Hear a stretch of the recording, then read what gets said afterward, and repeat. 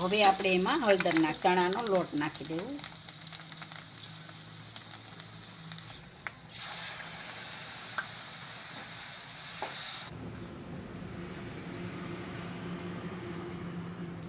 Hello મિત્ર, જય માતાજી. હું દિયાબેન પરમાર, અમરેલીથી. મારી ચેનલનું નામ દિયાબેન ડીનું રસોડું. તો આજે આપણે દહીં અને મરચાંનું શાક બનાવશું. તો દહીં મરચાંનું શાક બનાવવા માટે આપણે આ દહીં લીધું છે અડધો વાટકો, અને આપણે આ મરચાં લીધા. તો આ રીતે આપણે એને સુધારી લીધા, રીંગ જેવા બી કાઢી નાખ્યા છે આપણે. તો આ મોળા મરચાં છે, 10 નંગ જેવા મરચાં લીધા હતા. તો એને આપણે આ રીતે કટકા કરી લીધા છે. અને વઘારવા માટે આપણે રાઈ લીધી છે અડધી ચમચી, થોડીક આપણે મેથી લીધી છે, થોડીક આપણે હિંગ લીધી છે, અને આપણે હળદર લીધી છે થોડીક, અડધી ચમચી આપણે ધાણા જીરું લીધું, અને આપણે આ ધાણા લીધા છે, અને 2 ચમચી ચણાનો લોટ લીધો છે, અને મીઠું સ્વાદ પ્રમાણે લીધું, અને તેલ લીધું છે. તો ગેસ ચાલુ કરશું આપણે.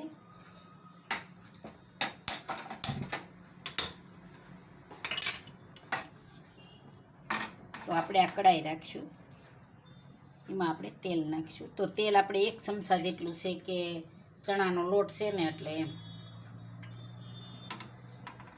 તો તેલને ગરમ થવા દેવું.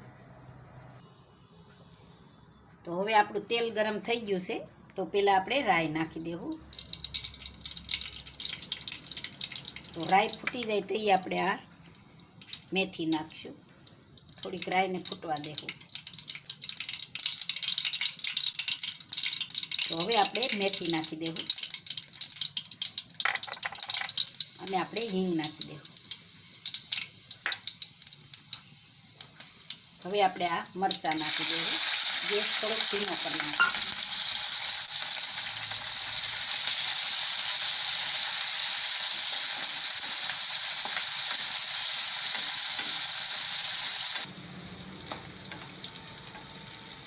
તો હવે આપણે એમાં હળદર નાખી દેવું. તો આપણે હળદર નાખી દેવું, અને જીરું નાખી દેવું.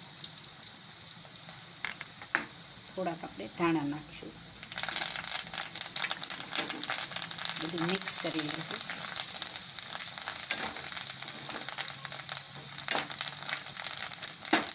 હવે આપણે ચણાનો લોટ નાખી દેવું.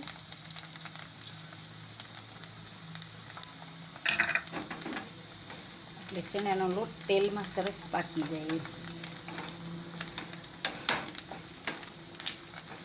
તો ચણાના લોટને પકાવી લેવું.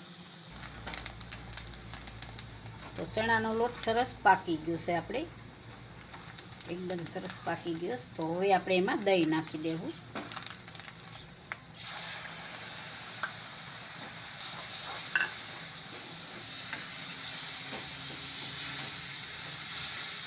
અને હવે આપણે એમાં મીઠું નાખી દેવું.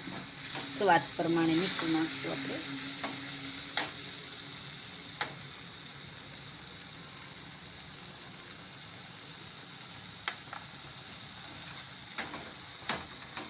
હવે 1 મિનિટ જેવું આપણે આને ચડવા દે. તો હવે આપણે ગેસને બંધ કરી દેવું, અને આપણે આને નીચે ઉતારી લેવું, અને સર્વ કરી લેવું. તો આને ચડતા વાર નથી લાગતી. ચણાનો લોટ આપણે દહીંમાં પડે એટલે એકદમ સરસ ખાટું મીઠું થઈ જાય છે.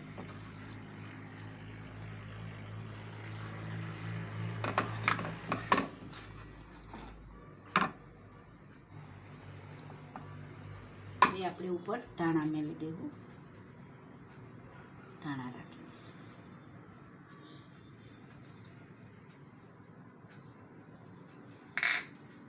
તૈયાર છે આપણું દહીં મરચાંનું શાક. જો મારી રેસીપી પસંદ આવે તો લાઈક કરજો, શેર કરજો, અને સબસ્ક્રાઈબ કરજો. બેલ આઇકન જરૂર દબાવજો. કોમેન્ટ કરીને કહેજો કે તમને કેવું લાગ્યું દહીં મરચાંનું શાક.